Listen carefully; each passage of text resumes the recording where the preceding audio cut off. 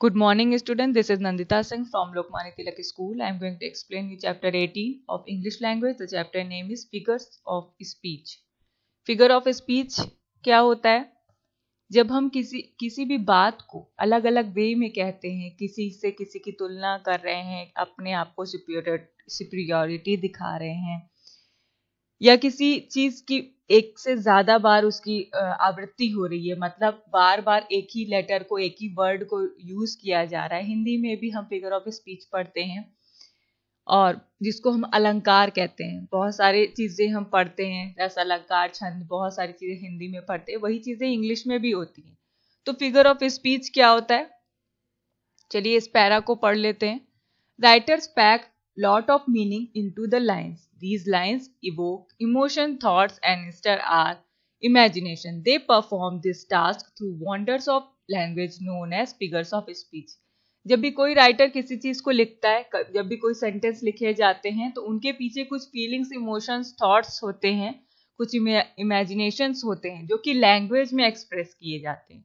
उनको हम figures of speech कहते हैं।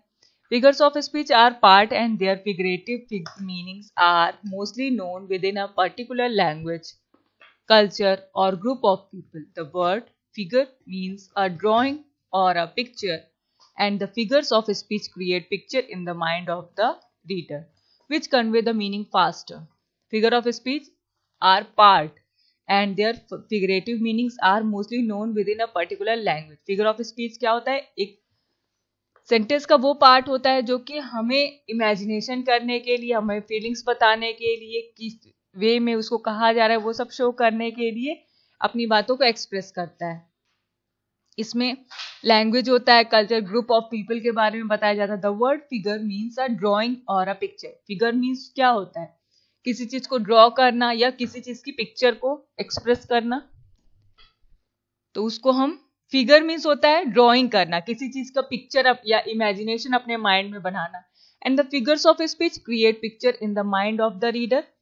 फिगर ऑफ स्पीच क्या करता है? एक जो भी सेंटेंस बताया जा रहा है, जो भी स्टोरी बताई जा रही है, उसके बारे में हमारे माइंड में एक पिक्चर बना देता है, इमेजिनेशन बना देता है, विच कन्वे द मीनिंग फास्टर, जिससे कि हम उसकी मीनिंग अच्छे से समझ जाते हैं। Figures of speech add colour, interest and awaken the imagination. ये क्या करता है? हमारे माइंड में कलर, इंटरेस्ट और हमारे इमेजिनेशन को जगाता है। They are the decoration on the cake which makes it more appealing and sure to make you earn the compliments.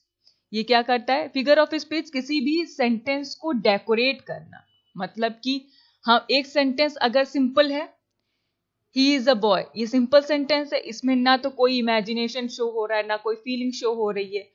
तो किसी भी सेंटेंस को हमें अट्रैक्टिव बनाने के लिए क्या करना पड़ता है? उसको हम जब पढ़ें तो हमें समझ में आए कि उसमें सैडनेस है कि हैप्पीनेस है, उसमें जॉय है कि अलास शो कर रहा है, या क्या फीलिंग को वो शो कर रहा है, वो हमें समझ में आए, तो वो उसी तरीके से उसको डेकोरेट करता है।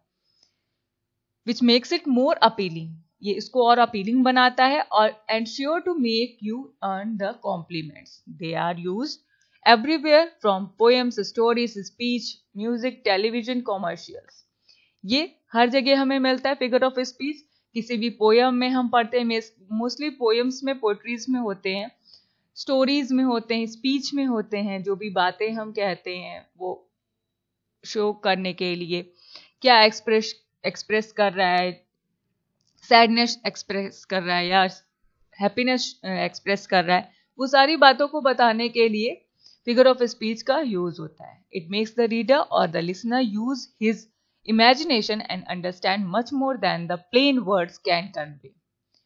ये क्या करता है? रीडर को और लिसनर को और ज्यादा अट्रैक्ट करता है, इमेजिनेशन करने पर फोर्स करता है कि कोई भी सेंटेंस या कोई भी बात है तो वो किस वे में कही जा रही है, और प्लेन वर्ड को एक मीनिंग देता है।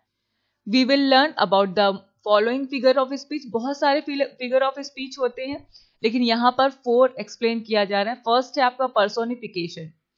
पर्सोनिफिकेशन क्या होता है? Personification is a figurative language technique.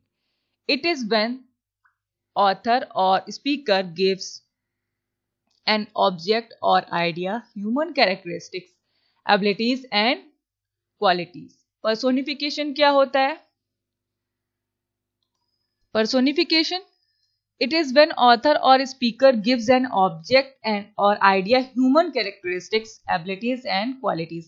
जब हम किसी बेजान चीज को, किसी नॉन लिविंग थिंग को लिविंग थिंग करके बता करके उसको एक्सप्रेस करते हैं तो वो पर्सोनिफिकेशन होता है. इसको हिंदी मानवीकरण कहते हैं.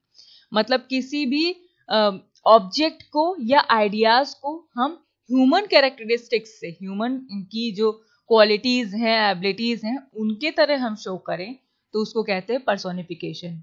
वंस अगेन, पर्सोनिफिकेशन मीन्स होता है मानवीकरण. अगर हम किसी लाइफलेस ऑब्जेक्ट्स को, आइडियाज को लाइफफुल आइडियाज में शो करते हैं, उसको ह्यूमन एक्टिविटीज के साथ शो करते हैं, ह्यूमन एबिलिटीज के साथ शो करते हैं तो उसको हम कहते हैं personification. The frost paints the pines in the winter time. देखिए, the frost paints the pines in the winter time. अब यहाँ पर फ्रॉस्ट बताया जा रहा है कि बर्फ से क्या हो रहा है, बर्फ पेंट कर रही है विंटर टाइम में पाइन्स को. मतलब यहाँ पर ये बताया जा रहा है कि बर्फ जो है वो पेड़ को पूरी तरीके से पेंट कर रही है अपने में. तो यहाँ पर उसको मानवीकरण दिया जा रहा है. यहाँ पर ये इसको एज अ ह्यूमन बताया जा रहा है, नेचर को. तो ये हो जाएगा हमारा personification. In the example above, the writer gives the frost the ability to paint. यहाँ पर frost यानी बर्फ को क्या दिया जा रहा है, एबिलिटी दी जा रही है कि वो अपने आप पेंट कर रहा है. Frost can't paint, people paint. Frost कभी भी पेंट नहीं कर सकता, उसको हम लिविंग थिंग तो कहेंगे नहीं, तो people पेंट करते हैं. So this is an example of personification. इसलिए इसे हम personification कहेंगे. ध्यान से सुनिए मेरा सारा एक्सप्लेनेशन. मैं आपसे नेक्स्ट क्लास में पूछूंगी कि क्या होता है पर्सोनिफिकेशन और ऑलिटरेशन.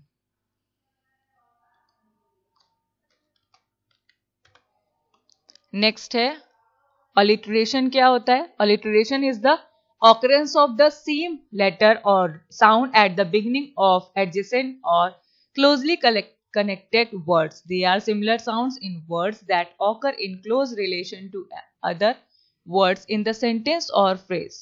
Aside from tongue twisters, this is also used in poems, lyrics, and even store or brand names. Alliteration is the occurrence of the same letter or sound at the beginning of adjacent or closely connected words. Alliteration means होता है अनुप्रास अलंकार जिसे हम कहते हैं.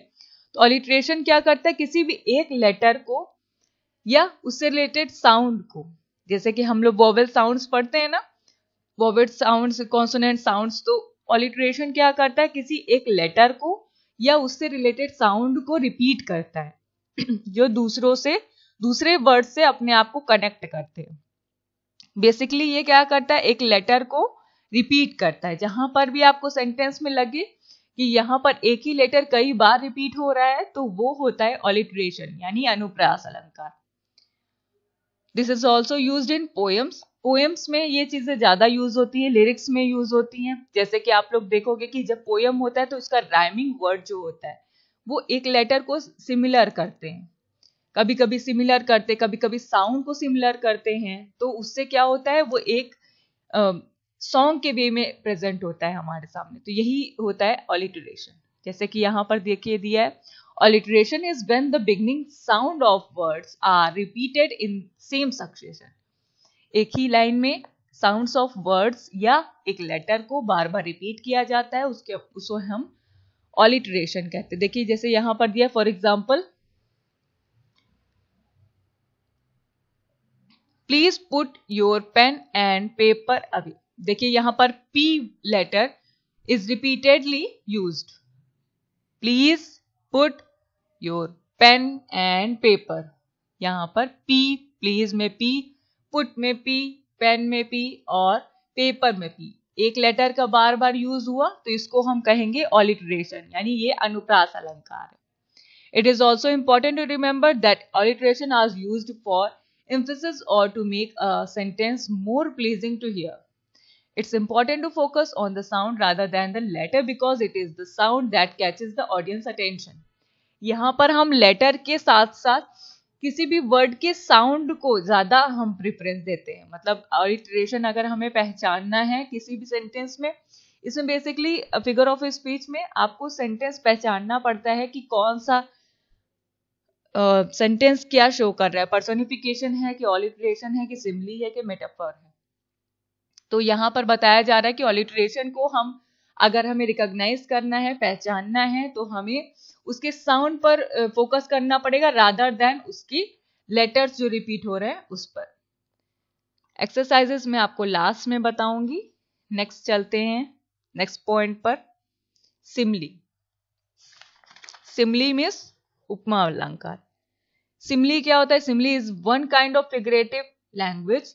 It makes the comparison of two unlike things using the word like or as. जब हम दो चीजों में कंपैरिजन, दो पर्सन में, दो थिंग्स में बीच में कंपैरिजन करते हैं तो so as या like का वर्ड का यूज हम करते हैं। तो सिमिली की सबसे पहली पहचान ये होती है कि यहाँ पर कंपैरिजन के लिए as या so as या like ये सारे वर्ड्स लगे होते हैं।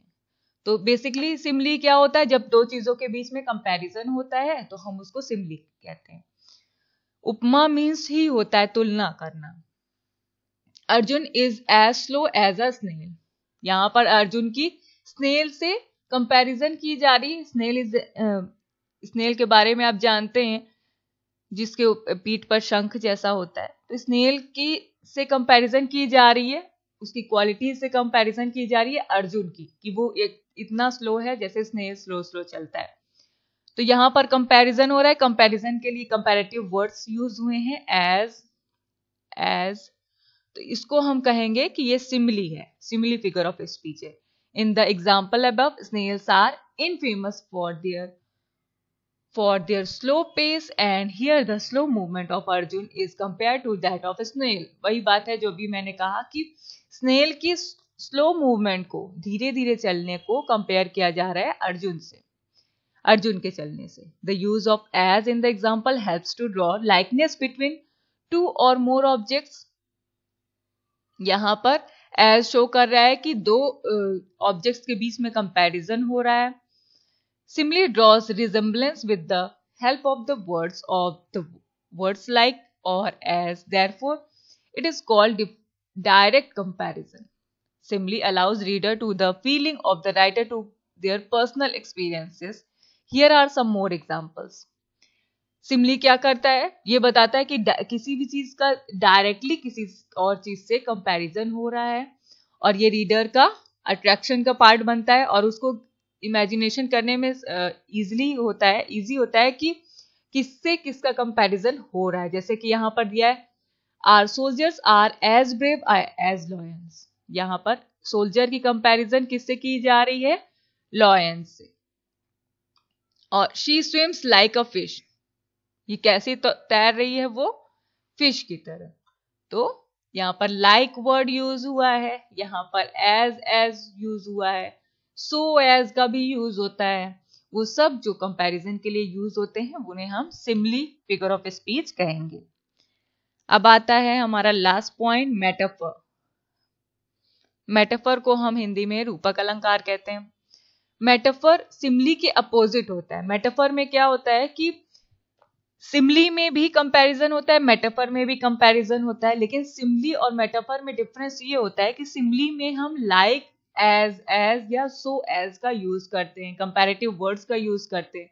लेकिन मेटाफर में कंपैरिजन होता है लेकिन कोई भी कंपैरेटिव वर्ड का यूज नहीं होता है। ये हमेशा याद रखिए कि सिमिली और मेटाफर में डिफरेंस क्या है। What is the difference between simile and metaphor? कि simile always use the comparative word as और सो एज और like, but metaphor can never use any comparative words.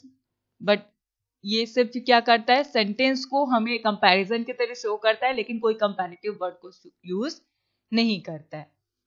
देखते हैं इसकी डेफिनेशन में क्या है। A metaphor is a figure of speech that describes an object or action in a way that isn't literally true but helps in explaining an idea or making a comparison. Metaphor एक ऐसा figure of speech है जो किसी भी object को और या तो उसके एक्शन को इस वे में शो करता है कि वो लिटरेरी ट्रू है। इस तरीके से उस चीज को शो करता है कि वो ट्रू है but helps in explaining an idea और मेकिंग अ कंपैरिजन। लेकिन क्या करता है कि उस आइडिया को एक्सप्लेन करने में हेल्प करता है और उसको कंपैरेटिवली शो करता है। जैसे कि there are many metaphors in narrative stories. जब हम स्टोरीज पढ़ते हैं तो वहां पर मेटाफर्स का यूज ज्यादा होता है। They are one of the most common types of figurative language. They are often confuse with similes. It is important to learn the meanings of the metaphoric phrase so you may understand that you read, listen to and say in everyday life. All the words a stage. अब यहां पर देखिए word को comparison किया जा रहा है कि वो स्टेज की तरह। स्टेज क्या होता है? जहां पर हम प्ले करते हैं, स्टेज वो होता है। यहां पर वर्ड को एक्सप्लेन किया कंपेयर किया जा रहा है कि वो स्टेज है, लेकिन यहां पर कोई भी कंपैरेटिव वर्ड का यूज नहीं हुआ है। ये क्या होता है? एक फिगरेटिव लैंग्वेज है जो कि सिमिली को उससे डिफरेंशिएट करती है। यही मैंने अभी जो आपको बताया, यही सारे पैरा में दिया हुआ है। The above example is a famous metaphor where the writer compares the world to a play or a stage, and all men and women are merely actors and players on this stage called the world. देखिए वही चीज है जो मैंने अभी आपको बताया कि मेटाफर में क्या होता है? कंपैरिजन हो रहा है। यहां पर वर्ड को, हमारे पूरे संसार को एक स्टेज की तरह, स्टेज से कंपेयर किया जा रहा है। स्टेज जहां पर प्ले होते हैं, ड्रामाज होते हैं, उससे कंपेयर किया जा रहा है। यहाँ के जो मेन और वुमेन हैं वो सब एक्टर्स और प्लेयर्स हैं और वर्ड है स्टेज। तो यहाँ पर कंपैरिजन हो रहा है, लेकिन यहाँ पर कंपैरेटिव वर्ड कोई भी यूज नहीं हो रहा है। A metaphor develops a comparison which is different from a simile. We do not use like और एज। वही चीज है जो अभी मैंने आपको बताया कि मेटाफर में हम कोई भी कंपैरेटिव वर्ड नहीं यूज करते, ना लाइक यूज करते, ना एज यूज करते, लेकिन यहां पर फिर भी कंपैरिजन हो रहा होता है। ये चैप्टर आपका कंप्लीट हो गया है। मैं आपको एक्सरसाइजेस भेज दूंगी। इस चैप्टर को और रीड करिएगा, समझिएगा और एक्सरसाइजेस खुद से करने की कोशिश कीजिएगा। मैं आपको नेक्स्ट क्लास में मिलूंगी। Good day.